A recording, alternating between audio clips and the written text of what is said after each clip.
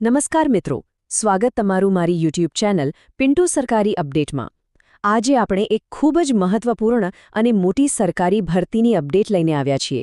Union bank of ઇન્ડિયાની 2026ની અપ્રેન્ટિસ ભરતીની જાહેરાત થઈ ગઈ છે। આજના આ વિશ્લેષણમાં આપણે આ ભરતીની સંપૂર્ણ પ્રક્રિયા, લાયકાત અને ફોર્મ ભરવાની રીતને એકદમ સરળ ભાષામાં સમજીશું। તો ચાલો ફટાફટ શરૂ કરીએ। સીધી જ વાત કરીએ આંકડાઓની। 1865 આ ખરેખર કોઈ નાનો આંકડો નથી મિત્રો।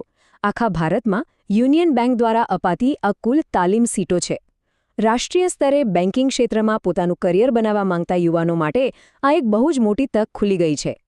હવે સૌથી રસપ્રદ બાબત તો એ છે કે આમાંથી 58 સીટો ખાસ આપણા ગુજરાત માટે ફાળવવામાં આવી છે।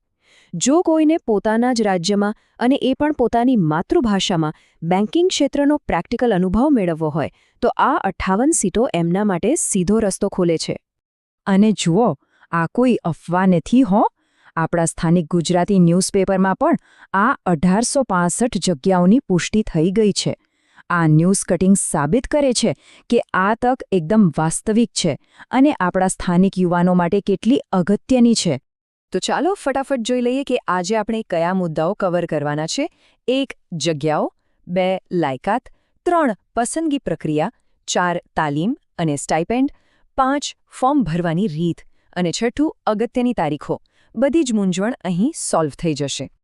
સૌથી પહેલા વાત કરીએ વિભાગ 1ની, એટલે કે જગ્યાઓ અને તેની રાજ્ય અને જિલ્લાવાર ફાળવણી વિશે। અહીં ઓફિશિયલ ટેબલમાં દરેક રાજ્યની કેટેગરી મુજબ જગ્યાઓ સ્પષ્ટ દેખાય છે। અગત્યની વાત એ છે કે ફોર્મ ભરતી વખતે ઉમેદવારો પોતાની પસંદગીના 5 જિલ્લાઓ સિલેક્ટ કરી શકશે, જેમાં પહેલી પસંદગી હંમેશા આપણો પોતાનો હોમ ડિસ્ટ્રિક્ટ એટલે કે ગૃહ જિલ્લો જ રાખવાનો છે। બેંક પછી પોતાની જરૂરિયાત મુજબ આ 5માંથી કોઈ એક જિલ્લામાં પોસ્ટિંગ આપશે। આગળ વધીએ વિભાગ 2 તરફ। લાયકાત કોણ આમાં અરજી કરી શકે છે? ચાલો ફટાફટ સમજી લઈએ। બેઝિક લાયકાત બહુ જ સિમ્પલ છે। 1 એપ્રિલ 2026ના રોજ ઉંમર 20થી 28 વર્ષની વચ્ચે હોવી જોઈએ। શિક્ષણમાં ગ્રેજ્યુએશન પૂરું કરેલું હોવું જરૂરી છે। સાથે જ જે રાજ્ય માટે અરજી કરો છો ત્યાંની સ્થાનિક ભાષા લખતા, વાંચતા અને બોલતા આવડવી એકદમ ફરજિયાત છે। અને હા, અગાઉ ક્યાંય પણ એપ્રેન્ટિસશિપ ન કરેલી હોવી જોઈએ। અલબત્ત સરકારી નિયમો મુજબ SC, ST, OBC અને દિવ્યાંગ કેટેગરીમાં ઉંમરની છૂટછાટ મળશે જ। તો અહીં સૌથી મહત્વનો મુદ્દો એ છે કે ગ્રેજ્યુએશન પૂરું કર્યાની તારીખ। ગ્રેજ્યુએશન 1 એપ્રિલ 2022 અને 1 એપ્રિલ 2026ની વચ્ચે જ પૂરું થયેલું હોવું જોઈએ। જો 2022 પહેલાં ગ્રેજ્યુએટ થયા હશો તો ફોર્મ નહીં ભરી શકાય। બીજું, જો કોઈની પાસે 1 વર્ષ કે એનાથી વધુનો વર્ક એક્સપિરિયન્સ છે તો પણ એ અયોગ્ય ગણાશે। આ તક ખાસ કરીને ફ્રેશર્સ માટે જ ડિઝાઇન કરવામાં આવી છે। હવે જોઈએ વિભાગ 3, પસંદગી પ્રક્રિયા। આટલા બધા ફોર્મમાંથી યોગ્ય વ્યક્તિનું સિલેક્શન કેવી રીતે થશે? તો સિલેક્શન એક ઓનલાઈન ટેસ્ટથી થશે। આ 100 માર્ક્સની પરીક્ષા છે, જેમાં general awareness, English, aptitude, computer knowledge અને બેંકની પ્રોડક્ટ્સ એમ 5 વિષયો છે અને દરેકના 20-20 માર્ક્સ છે। કુલ 60 મિનિટનો સમય મળશે। અને અહીં સૌથી મોટી ખુશખબરી એ છે કે આ પરીક્ષામાં કોઈ જ નેગેટિવ માર્કિંગ નથી। હા, બિલકુલ સાચું સાંભળ્યું, કોઈ જ નેગેટિવ માર્કિંગ ન હોવાથી બિંદાસ્ત પૂરા આત્મવિશ્વાસ સાથે બધા જ પ્રશ્નો એટેન્ડ કરી શકાશે। હવે ઓનલાઈન ટેસ્ટ પાસ કર્યા પછી શું? પછી સીધું થશે ડોક્યુમેન્ટ વેરિફિકેશન। એની સાથે સ્થાનિક ભાષાની કસોટી પણ પાસ કરવી પડશે। એટલે કે ગુજરાત માટે ગુજરાતી ભાષાનું પ્રોપર નોલેજ હોવું એકદમ ફરજિયાત છે।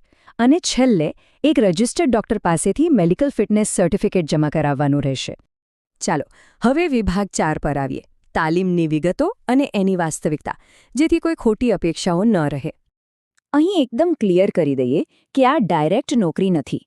આ માત્ર 1 વર્ષનો on the job training contract છે।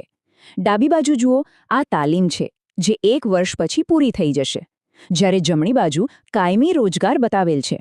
બેંક સ્પષ્ટપણે જણાવે છે કે 1 વર્ષ પૂરું થયા પછી કાયમી નોકરી આપવા માટે બેંક જરાય બંધાયેલી નથી। આ પ્રોગ્રામ મુખ્યત્વે બેન્કિંગનો પ્રેક્ટિકલ અનુભવ અને સ્કિલ વધારવા માટે છે। હવે સૌથી અગત્યની વાત સ્ટાઇપેન્ડની. તો જો પોસ્ટિંગ ગ્રામીણ કે અર્ધ શહેરી વિસ્તારમાં થશે તો દર મહિને 15,000 રૂપિયા સ્ટાઇપેન્ડ મળશે.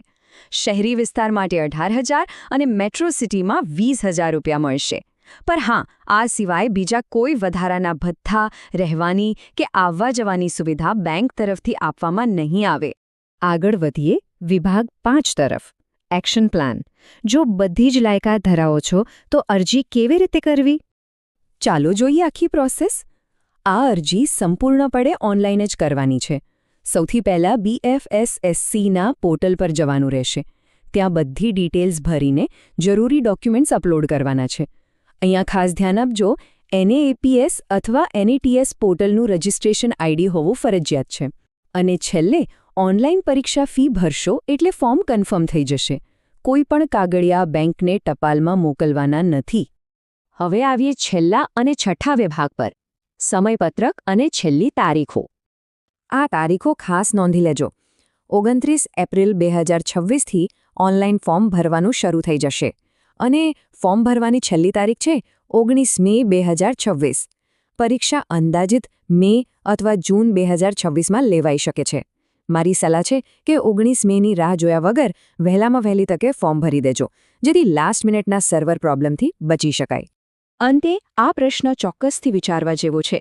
શું 1 વર્ષની આ બેન્કિંગ એપ્રેન્ટિસશિપ ફાઇનાન્સ ક્ષેત્રે લાંબા ગાળાના કરિયર માટે એક જબરદસ્ત પગથિયું બની શકે ખરી? અહીંયા જે પ્રેક્ટિકલ બેન્કિંગનો અનુભવ મળશે તે ભવિષ્યમાં પ્રાઇવેટ કે સરકારી બેન્કોના ઇન્ટરવ્યૂમાં ખૂબ મોટો ફાયદો કરાવી શકે છે.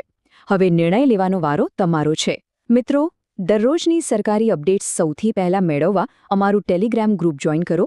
લિંક ડિસ્ક્રિપ્શનમાં છે. હમણાં જ જોઈન કરી લો.